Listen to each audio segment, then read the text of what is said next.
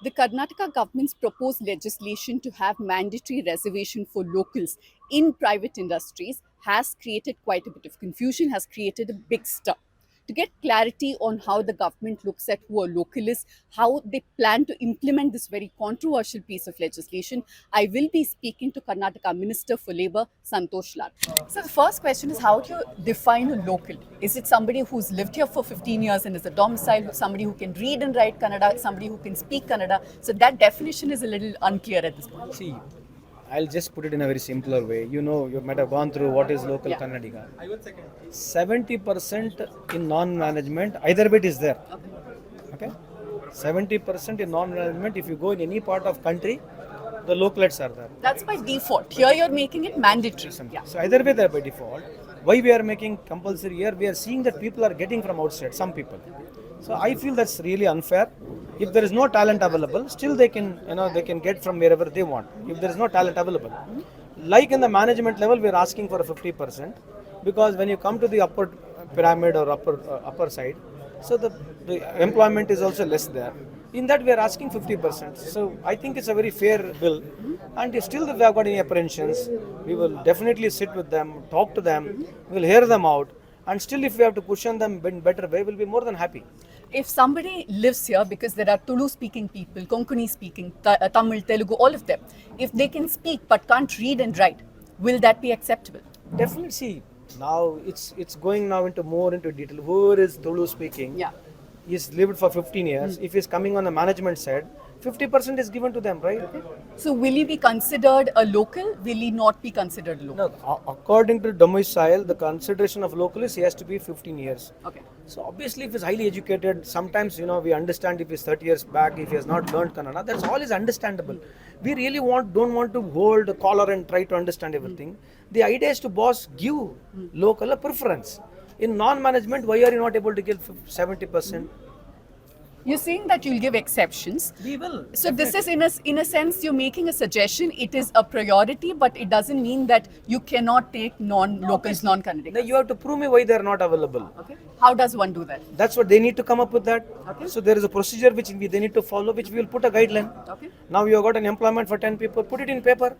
Or you get since they have got the entire database, call them. Right. Database is available with us also, database is available with that also. I can give a lot of, one guy comes from one state, he prefers his own people. It's universal, right? But in border states, border districts, I'm sorry, like Belagavi, all of this, people there might be offended because they are Marathi speaking people. And the state runs, Telugu medium, Tamil medium schools. So won't they be impacted? See what happens, now for 1% of such issues, now you are making a larger than life question. I think really this is unfair a question, because you have to understand in what spirit we are getting. Okay. So if you have to read into controversies, trying to create something, it's really unfair. A quick question on the legal framework of this, because the Andhra High Court has called a similar legislation unconstitutional. And even in Punjab and Haryana, they've struck it down. Won't this infringe upon Article 14, Article 19, the equality, right to equality to every citizen? Now we are not making 100%. The people who have taken so much of facility from us, it's a mandatory, right? If you have taken a free power, if you have taken a subsidized power, if you're using land at a subsidized land, so then how would a state grow? Then what would happen to us? But as the locals? investment is coming here to So the what? state. So what? If investment goes to any part of the state, every state is of the same rules only. You find out and see. You don't worry that you may lose out on investment? No, we are not worried about losing it. Every state has got more or less same policy only, right? What is the difference? But it's not in legislation, it's not put in law. So what does it mean? So in spirit you have to do it? So you don't want to do it in spirit, neither in form of legislation. That's how it is. You will speak to, because Kiran Majumdar Shah has come out and expressed some reservations. She's a good friend of mine. She's sent me a message also. She's totally opposite to it. I respect her opinion. It doesn't mean that she's wrong. It's an her perspective, but I have to see, because I've been traveling in villages. I see loads of youngsters coming and asking a job. So ultimately, even in the skilling side, so why don't the industries come and say, these are all the verticals, they can work closely with the government and say, you please skill these locals, we will hire them here only.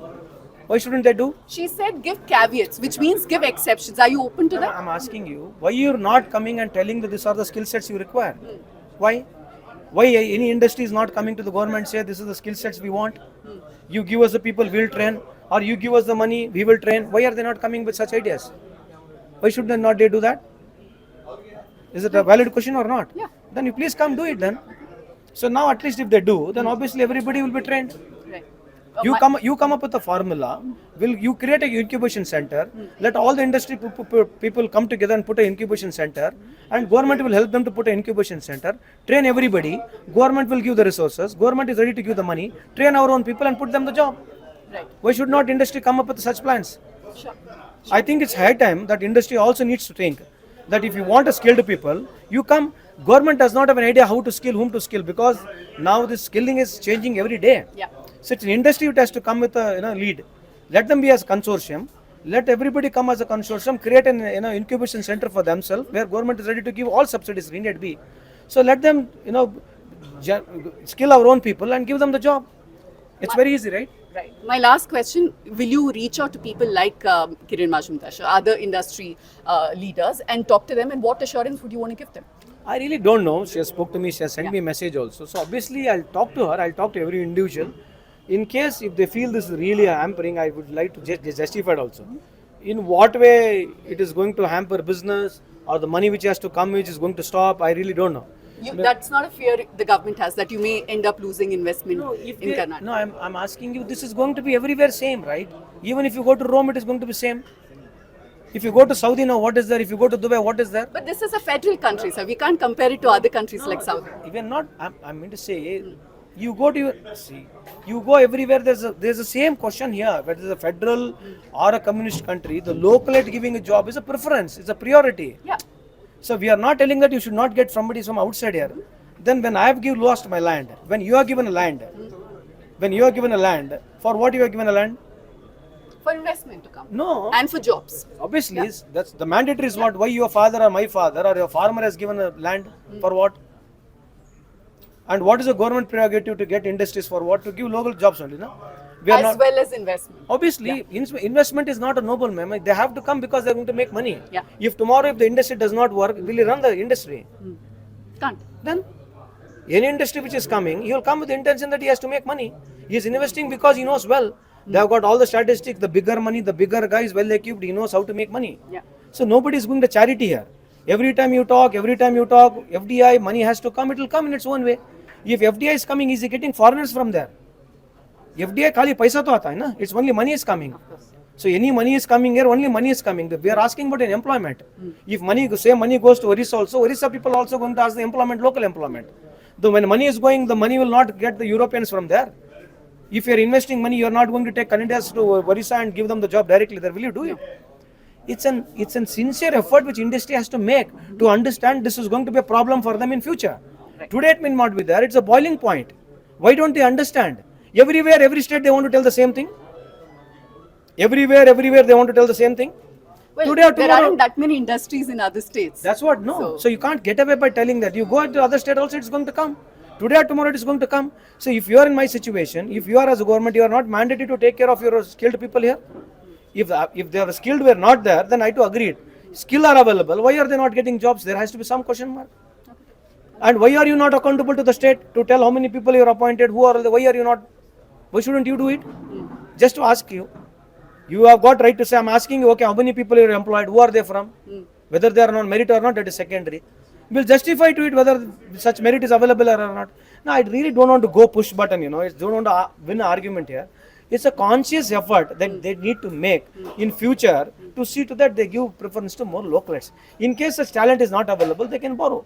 Here at the News Minute, we'll not just look closely at what this bill proposes, but also get you all voices and all stakeholders, not just those in power like those from the government, but also labor groups and activists who look at this closely and tell us how this can be problematic. If you want independent voices like the News Minute to continue with independent journalism, do consider becoming a member of News Minute and support us.